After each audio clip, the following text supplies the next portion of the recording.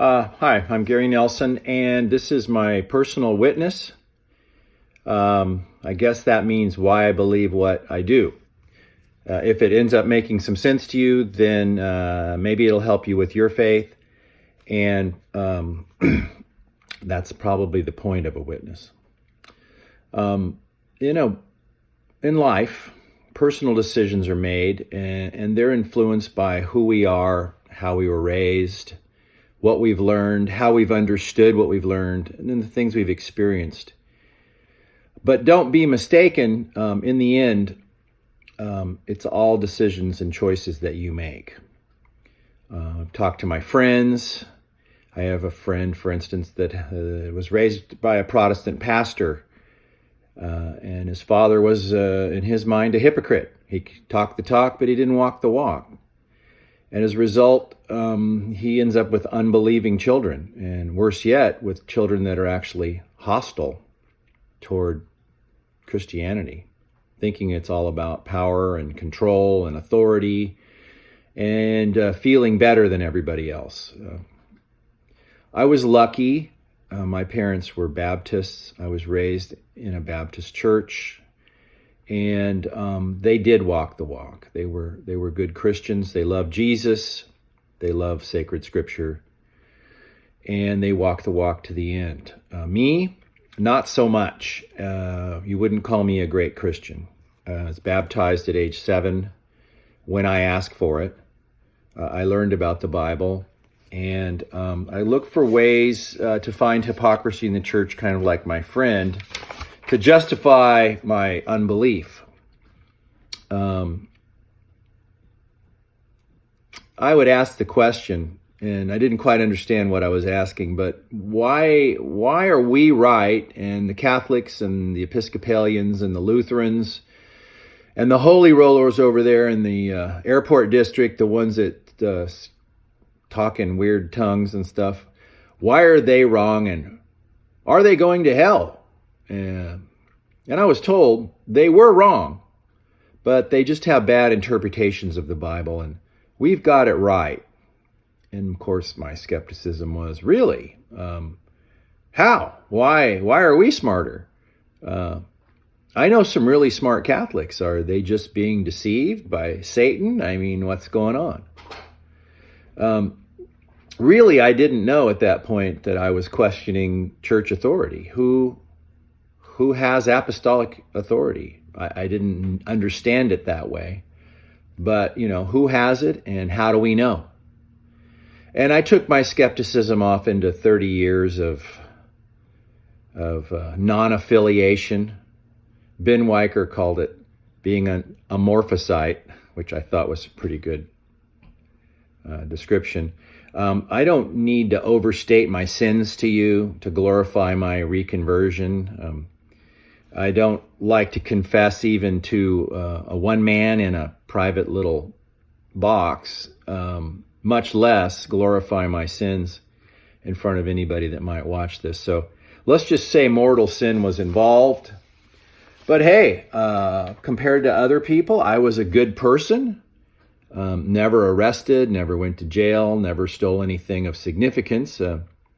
But I did hurt people along the way.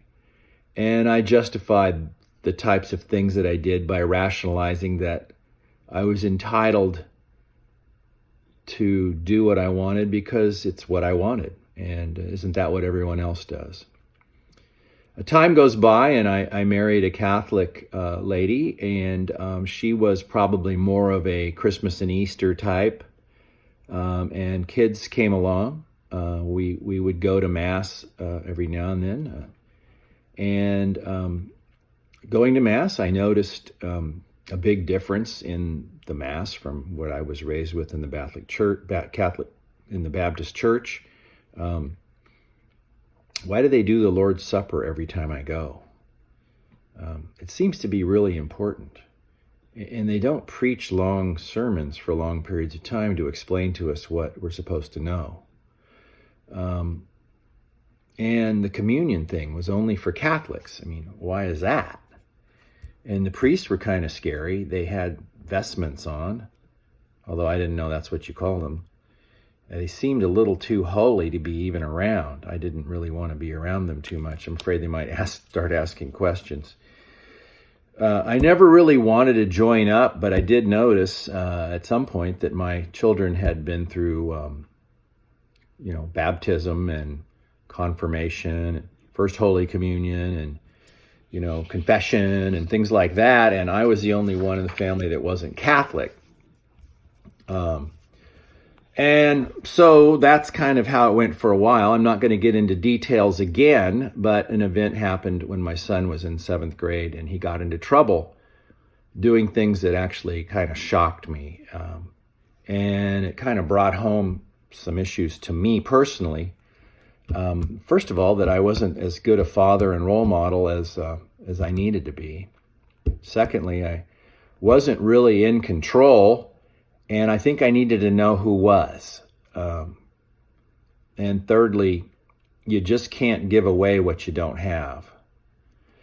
And so I joined RCIA in 2003, and I began to learn about that Eucharist thing that I didn't understand, and how the church sees Scripture, which was different, what those priests were, what was going on there. I came into full communion with the church in 2005 at Easter Vigil. And I began teaching RCIA almost immediately, having spent a couple of years in preparation to come into the church. And I studied, and eventually here I am getting a master's degree in biblical theology because I enjoyed the topic that much, all of the topics that much. And like all endeavors where you get more deeply into any topic, it seems like the more you learn, the more you realize you don't know, and the less of an expert you should feel like you are. So where are we in this story? Everybody has a story, and mine's not that spectacular. But what I can tell you is what my faith journey into the Catholic Church has meant to me. I'm not stupid. I'm not gullible. I'm not emotional. I'm capable of reasoning. I don't need a crutch to prop up my insecurities. I'm not smarter than anyone else. But I can tell you that my relationship with Jesus Christ has given my life direction